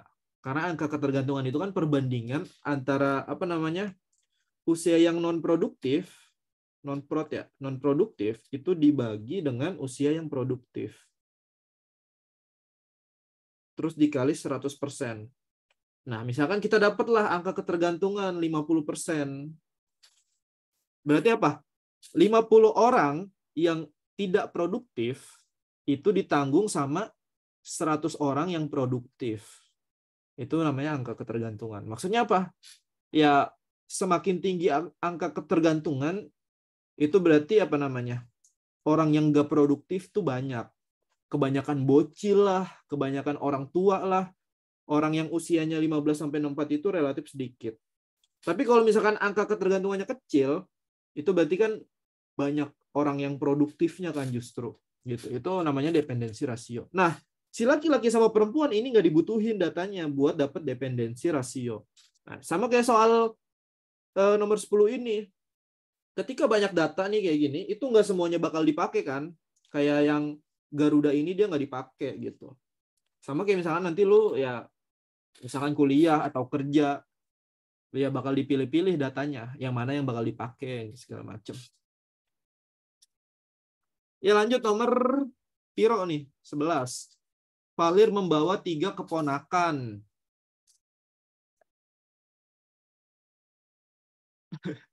Tetap nggak ngerti sama nomor ini ya. Jadi intinya gini nih. Nomor 10 ini gini. Lu kelompokin, kalau misalkan lu mau ngerjain ulang ya ntar kan lu download soalnya aja, lu ngerjain ulang. Lu kelompokin jadi 3 dulu yang pertama. Yang pertama tadi ada Raja Wali, ada kelompok elang sama Garuda. Nah, terus lu baca satu persatu nih. D anggota regu elang. Berarti lu masukin si D ini di elang gitu. Dan dia tidak suka membaca. Berarti kemungkinan hobi dia itu kalau nggak dia memasak, merajut, kalau nggak melukis. Lu baca terus, lu kelompokin.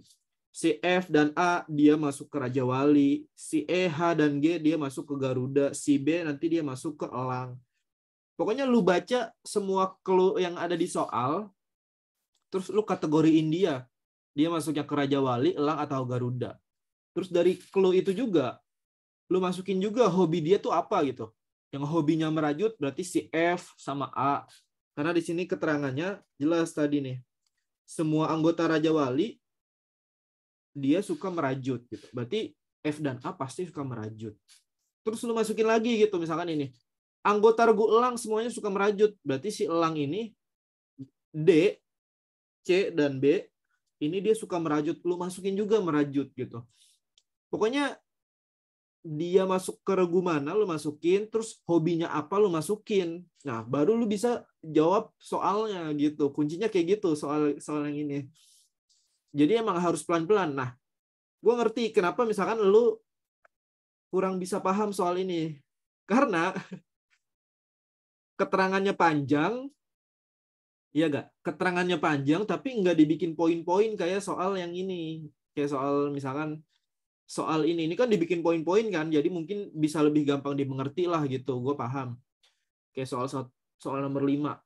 Dia soalnya panjang tapi dia dibikin poin-poin. Tapi kalau nomor 10 soalnya panjang tapi dibikin satu paragraf semua, jadi bacanya agak pusing gitu.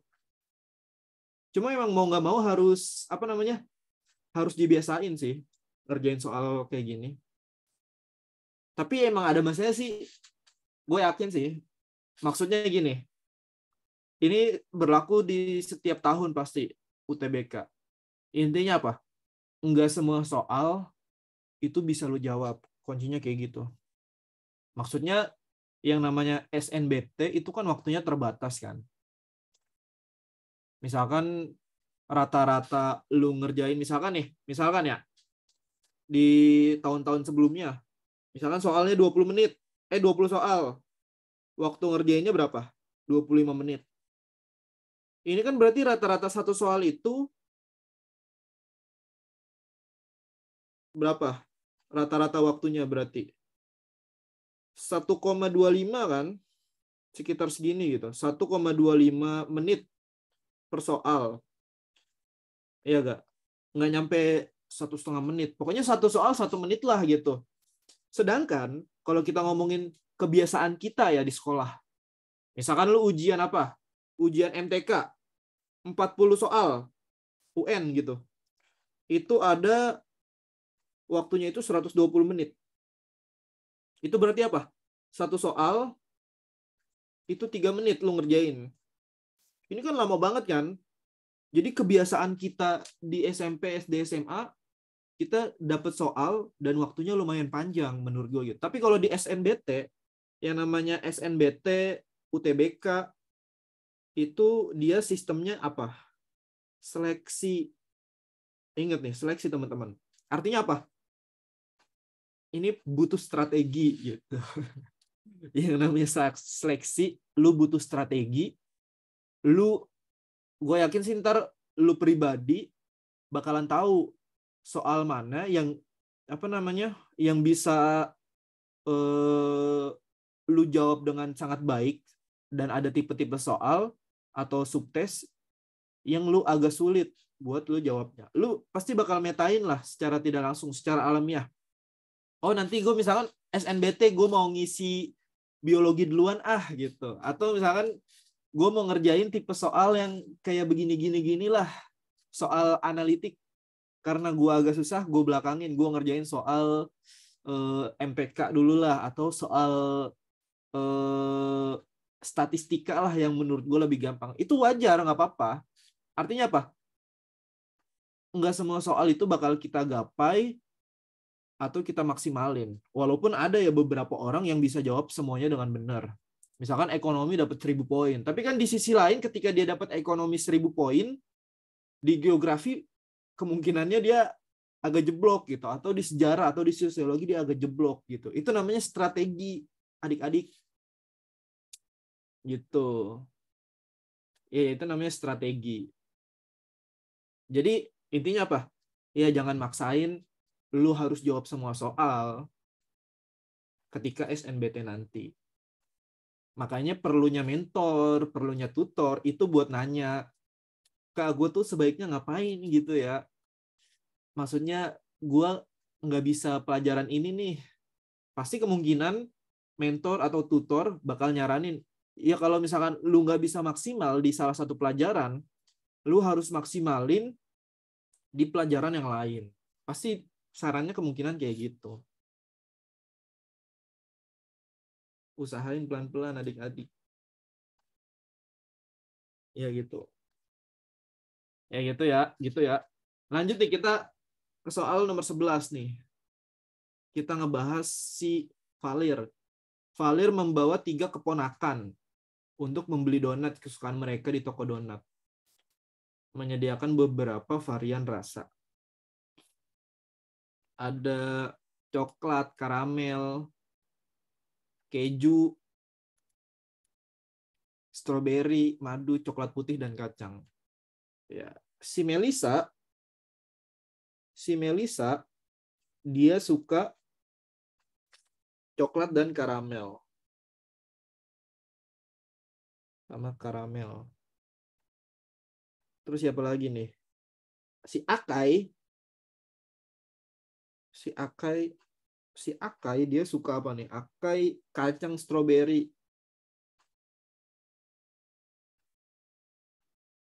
Dan satu lagi ada si ngeselin, si Nana. Dia suka madu dan karamel. Madu dan karamel. Gitu teman-teman. Madu dan karamel.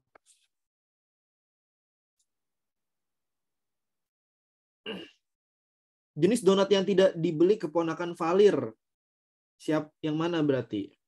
Coklat dibeli ya, coklat dibeli. Madu dan stroberi dibeli ya.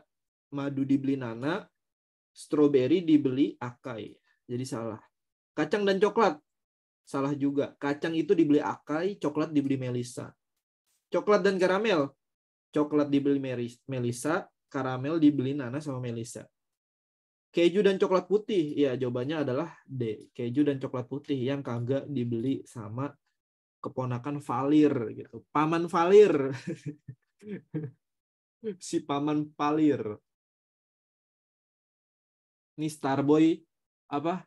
Foto profilnya Asta nih. Waduh. Wibu banget berarti kayaknya Starboy nih. Asta Kun. Asta ya. By the way, gue juga ngikutin tuh anime Black Clover itu. Black Clover. Ini lagi seru-serunya nih manganya. Asta lagi belajar sama Shogun. Shogun Ryu. Iya, Asta nice try terus ya, karena nembak Sister Lily ditolak mulu gitu. Ya namanya Sister Lily kan ya, dia apa namanya? Ya sister di gereja, nggak boleh nikah kan, nggak boleh. Lanjut nih, 12 sama 15. Sebenarnya 12 sama 15 itu relatif gampang ya teman-teman. Yang terpenting teliti aja gitu. Yang terpenting teliti. Gua agak lebarin deh sisi ini deh. Yang penting teliti ngebacanya. Wah, kegedean.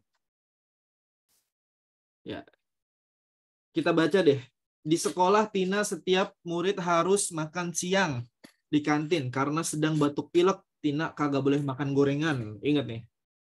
Tina nggak boleh makan gorengan, minum dingin, dan harus banyak makan sayuran. Selain itu ada beberapa hal yang harus diingat. Si Tina itu hanya boleh makan es paling banyak 2 kali seminggu. Ya, jadi dia boleh makan atau minum es ya paling banyak 2 kali seminggu gitu. Makan gorengan hanya boleh 1 kali dalam seminggu dan tidak boleh dibarengin sama minuman dingin.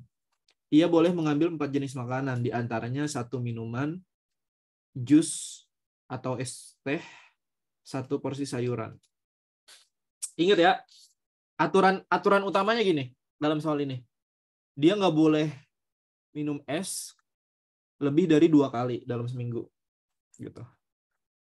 Terus yang kedua, dia cuma boleh makan gorengan itu 1 kali dalam seminggu. Ini kalau kayak gini kesiksa banget ya. Si Tina nggak boleh makan gorengan. Nah, pertanyaannya nih, jika hari Senin Tina makan es buah, ya nggak? Jika hari Senin Tina makan es buah, makanan yang tidak boleh dimakan Tina pada hari Rabu adalah apa nih hari Rabu? Coba kita lihat nih, sayur, bayam, tempe, buah, dan semangka, ini boleh nggak? Ya boleh ya, karena dia nggak ada esnya gitu. Goreng tempe, buah, mangga, dan tahu, sayur jamu, sayur jamur, dan nasi. Tahu goreng dan es buah. Ini salah ya, jawabannya jadi yang ini. Kenapa tahu goreng dan es buah itu nggak boleh dimakan? Ya, karena kita harus ingat nih, clue yang nomor 2. Makan gorengan hanya boleh 1 kali seminggu, tapi nggak boleh bareng sama es. Jadi, kalau lo makan gorengan, gorengan aja. Kalau lo makan es, es aja yuk. Tapi opsi D, dia udah makan tahu goreng, dia juga makan es buah. Jadi di hari yang sama, dia nggak boleh makan gorengan sama es buah. Gitu adik-adik. Jadi jawabannya D. Gitu ya. Ya, mungkin Tina anak konglomerat kali, jadi dia nggak boleh makan macam-macam. Kalau kita makan ya, orang pilek, dihabek aja makanan. Orang flu apa aja dimakan gitu. Kayak gue waktu kecil. Gue lagi demam, apa aja dimakan gitu. Apa itu pantangan? Tina amandel bisa jadi, Tina penyakitan bisa jadi. Kasihan Tina. Lanjut nomor 13 ya. Bila dalam seminggu ini Tina sudah makan gorengan pada hari Senin dan tidak makan es sepanjang minggu, pada hari Kamis hidangan yang boleh ia pilih apa? Berarti apa? Kalau dia udah makan gorengan ya. Berarti dia nggak boleh makan gorengan lagi. Intinya itu. Ketika dia hari Senin udah makan gorengan, berarti dia nggak boleh ada gorengan lagi. Berarti kita cari yang tidak ada gorengannya, adik-adik. Ya, jawabannya adalah A, berarti langsung ketemu. Karena yang ini kan ada tahu tempe goreng kan. Ini salah gitu. Iya gak? Terus yang ini juga salah nih. Ada ikan mas goreng. Yang C juga salah. Karena dia udah makan gorengan. Adik-adik ingat. Sayur buncis, es buah, ubi goreng. Ini juga salah. Kasihan banget Tina ya. Gue jadi Tina mending keluar dari rumah.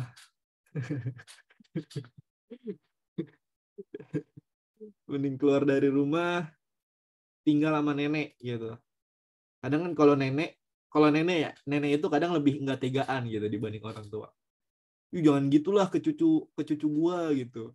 Biarin sesekali mah gitu. Iya nggak? Nenek tuh kadang agak lebih nggak tegaan gitu dibanding orang tua.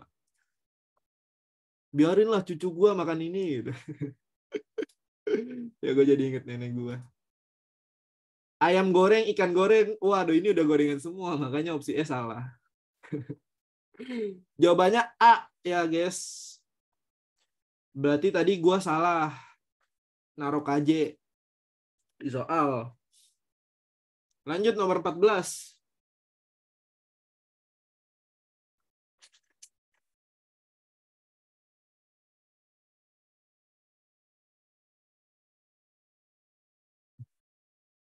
Hari ini kantin ada es buah, sari jeruk, mangga, kepiting, bumbu pedas. Ya, gue nggak peduli lah keterangan ini. Karena yang gue perlu tahu, si Tina tuh udah makan apa aja gitu. Jika Tina udah mengambil sari jeruk mangga dan sop daging, maka ada 2 makanan lain yang boleh diambilnya. Kecuali, ya jelas banget ya ini ngasih jawabannya terang-terangan gitu. Kan kecuali, berarti dia nggak boleh ngambil tahu goreng dan es teh. Lagi-lagi sama kayak nomor 12, tahu goreng sama es. Ya nggak boleh ya, gitu. Yang lainnya boleh. Sari, sayuran, dan tahu goreng ini boleh. Kenapa? Tahu goreng boleh. Karena sebelumnya dia udah ngambil sari jeruk mangga dan sop daging. Tidak ada es dan tidak ada gorengan. Kepiting bumbu pedas dan telur rebus ini boleh juga. Udang goreng dan sayur buncis boleh, semua boleh. Kita lanjut nomor 15. Gampang nggak? Ya. Kalau bacanya pelan-pelan, kita tahu maksud ketentuannya, itu kita bakal tahu, adik-adik. Sekolah mana ada udang ya? Bener juga sih. Sekolah-sekolah mewah ada udang lah. Kalau sekolah gue, menunya apa nih sekolah gue? Yang pertama pasti ada piscok, pisang coklat, risol, bakwan, tempe goreng, apalagi nasi goreng, kue tiaw, apalagi ya? Itu aja sih, muter-muter aja. Muter-muter aja kayak gitu. Nasi goreng lagi, kue tiaw rebus lagi, gorengan lagi, batagor tuh ada biasanya. Udang, apa itu udang? Setahun sekali gue makan udang. Setahun sekali.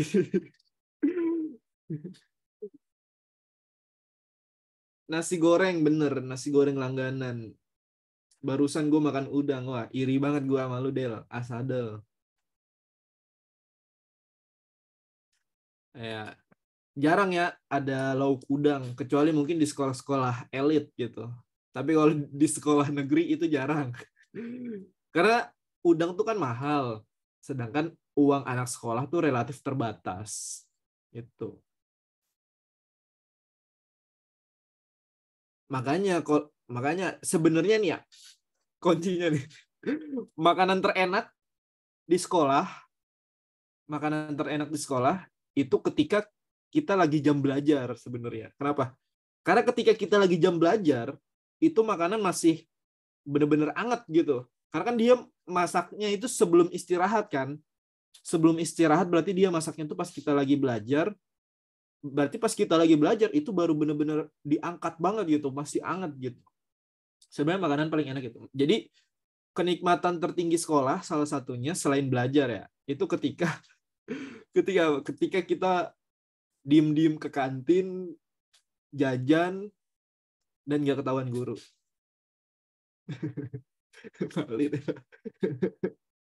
Ketika kita ke koperasi gitu ada gorengan anget gitu, kan lumayan kan? Apa? Kalau kita makan 4 gorengan aja, 5 gorengan, satunya cenggo atau 1.000, atau paling mahal 2.000 lah. Di bawah ceban kita udah kenyang gitu. Tapi kalau kita beli nasi goreng atau itu kan lumayan mahal ceban. Kalau bayangin kalau misalkan harga gorengannya cenggo 1.000 lah gitu. 6.000 udah kenyang, 8.000 udah kenyang. Ya, gue tahu sebagian besar lo pasti itu asalnya dari sekolah negeri. Karena kan kalau sekolah negeri ya, itu mungkin semua wilayah standar makanannya. Gorengan lagi, es buah lagi. Mentok-mentok es teh gitu. Kalau Kak Imam dulu punya teknik gitu menahan lapar yang selalu diceritain ke murid-muridnya. Apa dia udah cerita belum ke lu? Cara dia menghemat uang tapi tetap bisa nggak kelaparan gitu. Udah cerita belum dia? Bro, minta makannya dong, bro. Belum ya. Ini selama 5 tahun berturut-turut dia pasti selalu ceritain ke muridnya. Ini gue bocorin ya. Kak Imam tuh teknik nahan laparnya dia beli beng-beng 2 gitu sama aqua. Beng-beng kan manis banget ya. Beng-beng manis.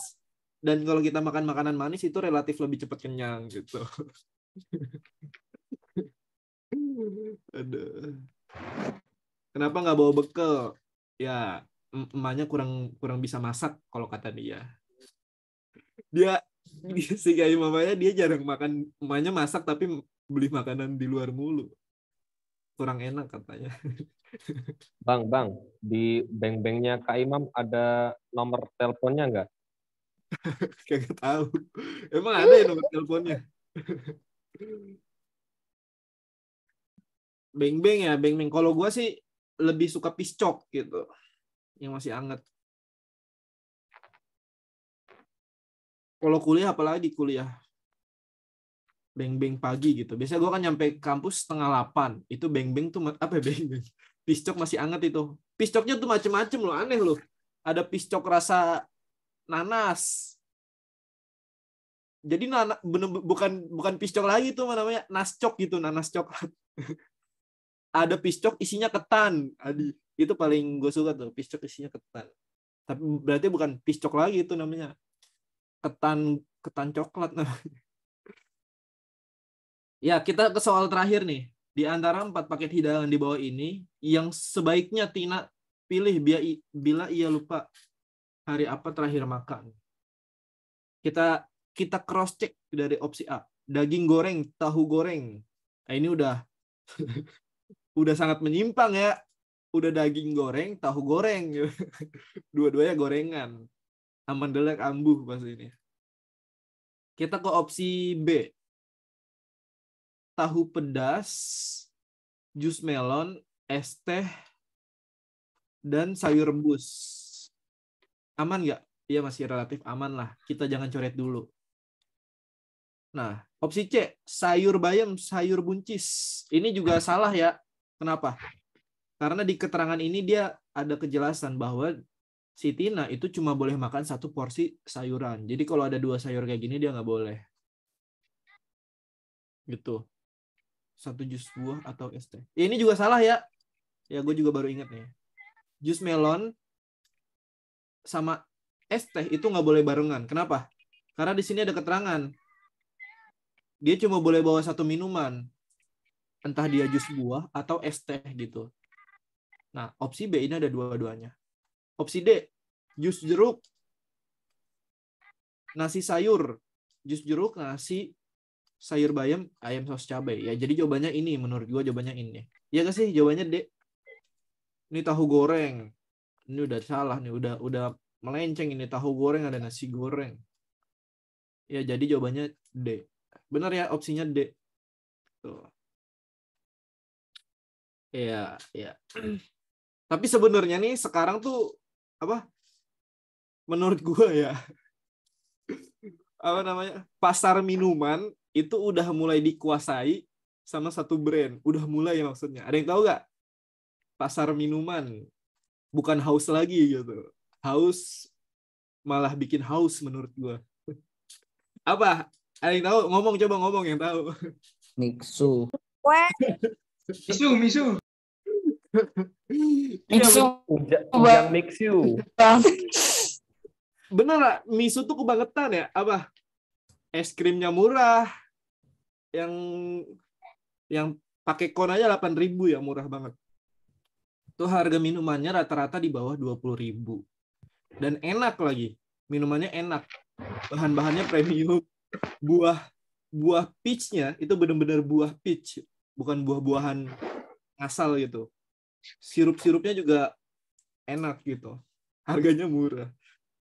Haus, bahkan teh Indonesia juga udah nggak kedengeran namanya. Keren emang Mixu. Es lemonnya murah banget, bener 12.000. Gue inget banget. Bayangin nih, gue waktu di bandara ada Mixu. Pas gue lihat list harganya di bandara ya, di Igusti Ngurah Rai di Bali. Itu harganya sama yang di depan rumah gue, harga Mixunya. Jadi mau tempat di mana itu harga Mixunya tetap sama, Mixunya tetap sama lu. Heran lu gue. Gue masih inget nih harganya nih. Lemon tea 12K. Kalau tehnya original ya, teh original 10K. Es krim originalnya 8.000 yang pakai kon. Apa lagi? Kalau yang favorit gue tuh Hawaiian tuh 22, dia agak mahal emang. Terus apa lagi ya? Peach tea tuh 16.000 apa 18 ya? 16.000. Rata-rata di bawah 20.000. Paling enak stroberinya, iya. Enak sih strawberry. Kalau es krim gue demennya yang berry bean. Es krim demennya berry bean. Berry bean itu 16.000. Ya, emang gak logis tuh. Jujur aja Mixu gak logis. Ya, gitu. Ya, lumayan lama juga ya. Ada yang mau nanya gak sampai sini? Ya, mungkin itu aja kelas kita hari ini. Makasih buat semua yang udah datang. Iya, udah mau jam 10 ya, nggak kerasa ya. Banyakan ngomongin makanan kita nih. Ya, nggak kerasa. Mungkin itu aja dari gua. Ketemu kognitif lagi berarti minggu depan ya, hari Rabu. Kalau anak Alfa berarti hari Jumat. Nah, kalau anak Sosum, geografi tuh sama gue berarti hari Minggu. Soalnya besok hari Kamis sama Mbak Dela gitu.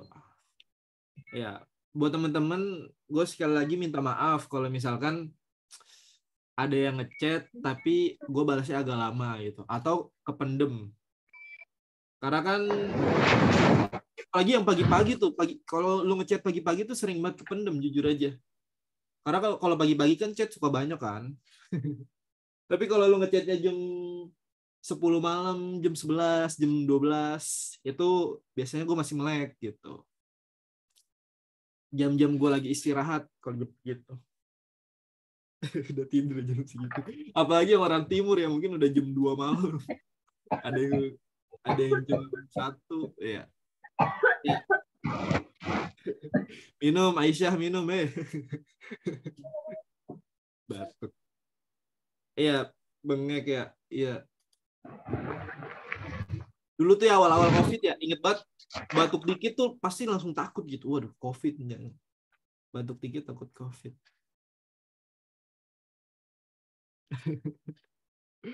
Aisyah COVID. Ya mungkin itu aja dari gua, kurang lebihnya mohon maaf. Makasih buat semua yang udah datang.